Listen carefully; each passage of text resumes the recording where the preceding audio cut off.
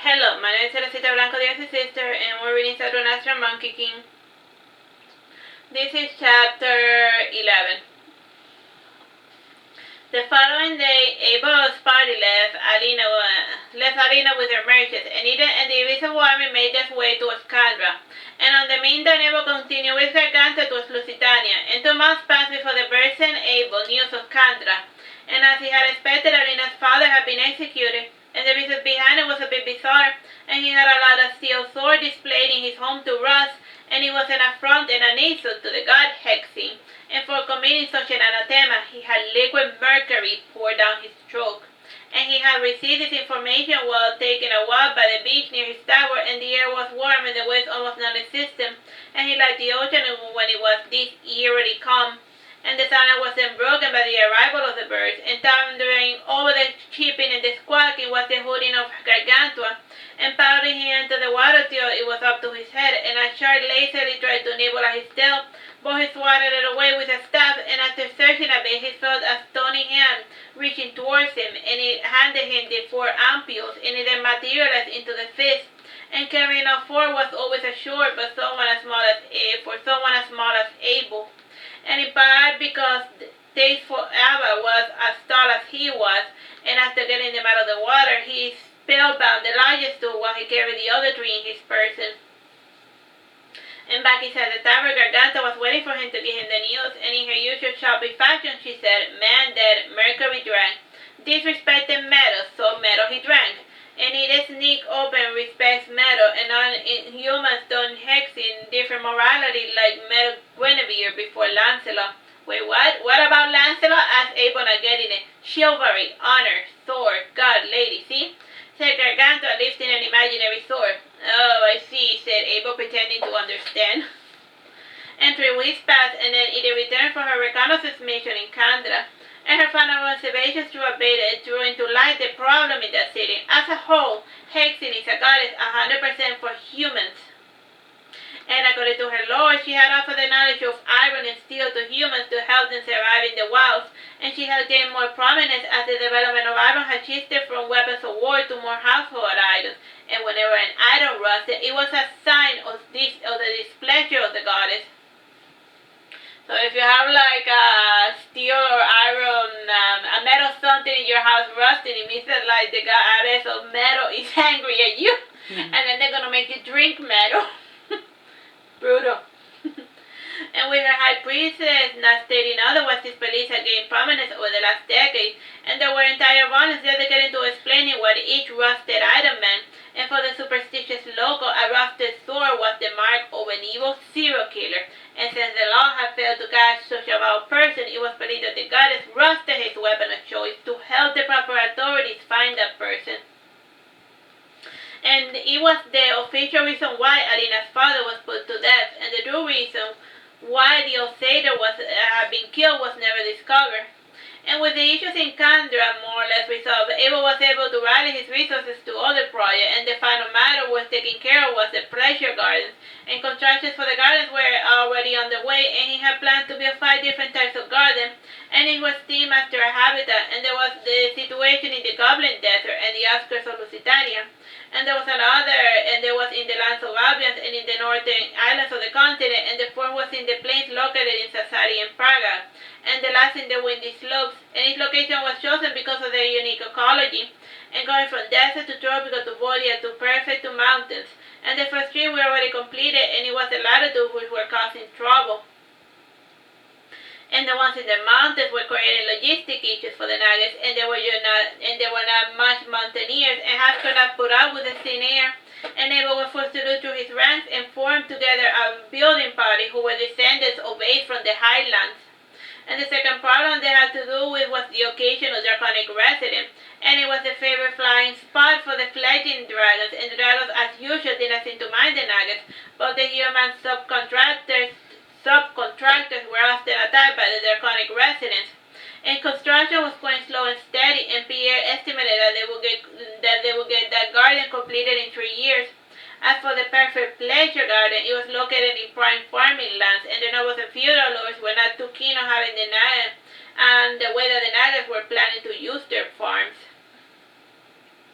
even though they had paid for the land, and it was located literally in a no man's land, too far from any main settlement to be defensible, and since no one wanted the burden of handling that piece of prime real estate, the Nagas felt like they should take it.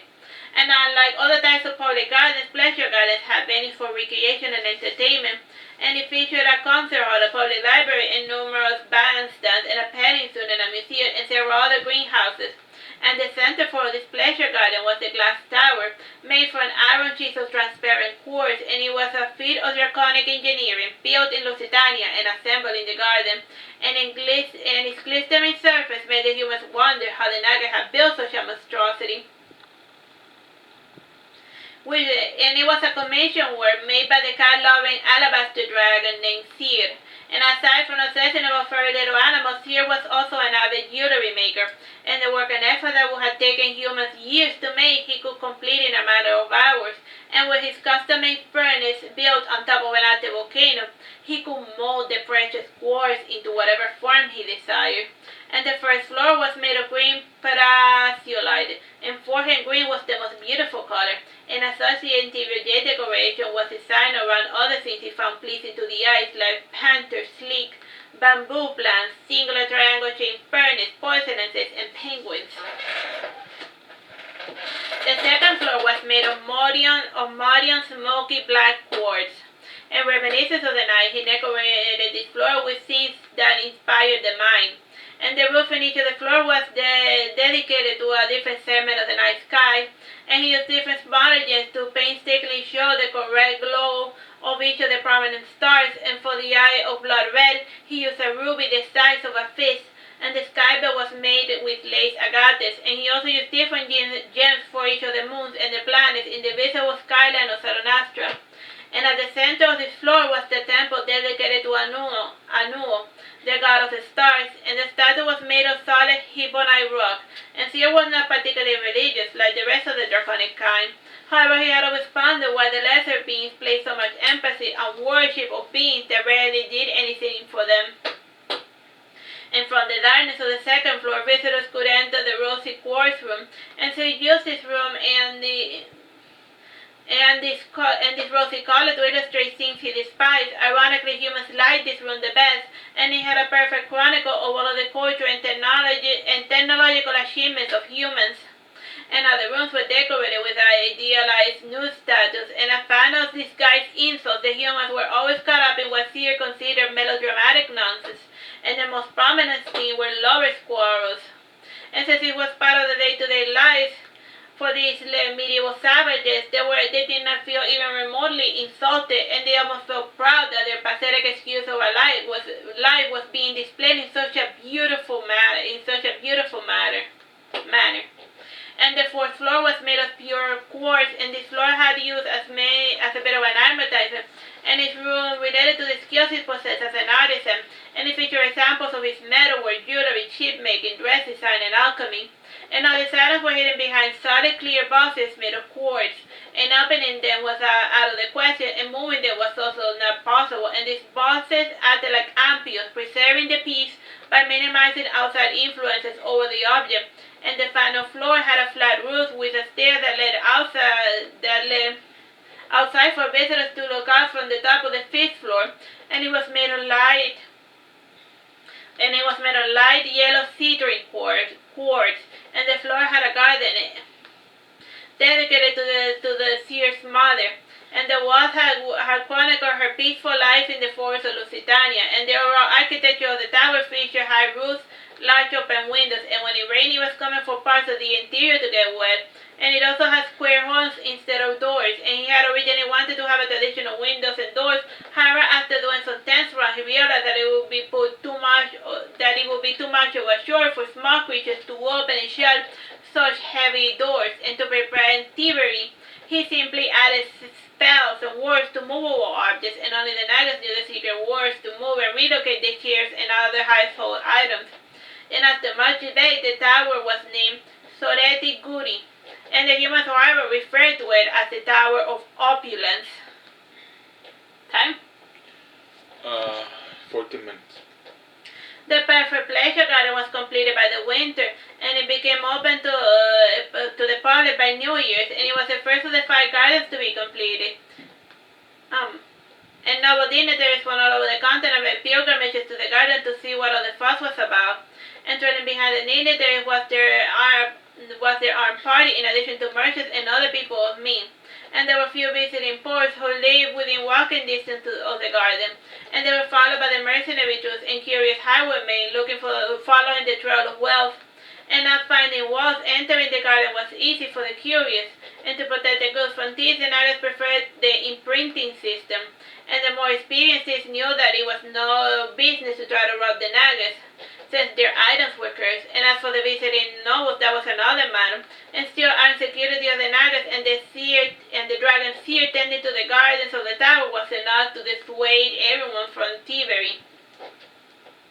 The entrance to the garden was free, but most of the venues had fees, and only the library and the greenhouse at the tower were free of charge. However, there was always a donation sign in every entrance, and the Nagas offered guided tours of the museums and the greenhouse in the tower. And Abel was pleased to find all of his siblings in the tower. He had helped create, and he was even pleased to see those who swore never to return to Saturnastra. And Loki was the first to speak. Well, you certainly made for yourself quite the beautiful, irresistible lure. Whatever do you mean? Asked Abel coyly. If you wanted a war with the humans, you could have used cheaper means, commented Karina. Abel smiled, and then he saw he waving at him, and he had taken out one of the flower vases and was eating the bouquet. Sighing, Abel said to Karina, "You already seen the humans are going to invade Lusitania because of the beautiful tower I made. Are you asking my opinion, or is it a rhetorical question?" asked Karina flatly. His attention was distracted by Marduke passing by with his family, and based on his downward expression, Abel guessed he was not going to like what Marduke was going to tell him, and to avoid the conversation, he came out to a he and said, "How you been?" And he shrugged his shoulders in response, and he placed the fire blazing by the window and sat down to stare towards the sunset. And during that time, the tower acquired a new shimmering colors, and the dark hue seemed to burn like charcoal, and the pink floor became red like rubies. And Abel sat beside his brother, and he opened his mouth to say something, but was at a loss for words. In the end, he said, "Karina is right, isn't she? Your friends are going to get attacked by the humans." "Karina's just overreacting, and we are far more organized than the common rabble, and we have iron ships too," said Abel happily. Said Ahi, not convinced. It's fine, I can take care of myself, and you don't need to spend your life trying to protect me. Just do your own thing, and if you get bored, you can come play with me. And if anything serious happens, we can always skedaddle. He had staring at his flame eyes. "Look at me, bro. There's no need for you to kill anyone for my sake, and you don't have to kill anyone ever again if that is your desire. And the war's over, and we can live the rest of our lives however we so choose." Pointing towards his hat, he said, "That's where the dog's buried." And narrowing his eyes, Abel said, "Okay, that's good to know." And as the sun faded and the lanterns in the garden were lit, the procession of the lantern bearers had a great solemnity to it, and it was complemented by the rhythm marching and low tempo humming. And the visitors too stopped to see the procession, thinking it was part of the entertainment. And Abel was watching the scene from the 4th floor window, and despite having only 4 floors, the tower was one of the tallest structures in the continent, and in part because of the high ceilings and the wide staircase, and the doors were made to accommodate Sears' large frame.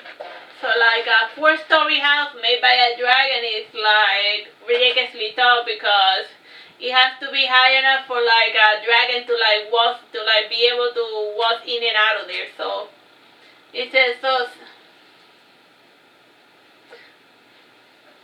Time? 9 minutes, 30 seconds. Even the giants could walk constantly to the house without smashing their heads, and the chairs and tables varied in proportions in design so that anyone could see.